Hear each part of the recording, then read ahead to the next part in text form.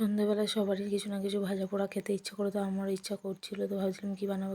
তারপরে আমি আর ছুটিনে বানালাম দেখো পাপড়ি চাট।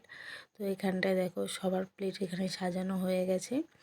আমি পুরো ভিডিওটা নিতে পারিনি, ভিডিওটা নিয়েছিলাম, কোনো কারণে ভিডিওটা ডিলিট হয়ে গেছে। তো এখানে দেখো আমি সব রেডি করে নিয়েছি। এবার সব মশলা টশলা দিয়ে আমি আলুটা মাখিয়ে নেব।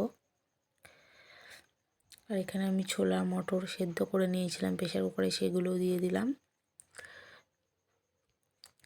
তো সব কিছু দিয়ে মেখে এবার পাপড়িগুলোর ওপরে এগুলো সব দিয়ে দেব।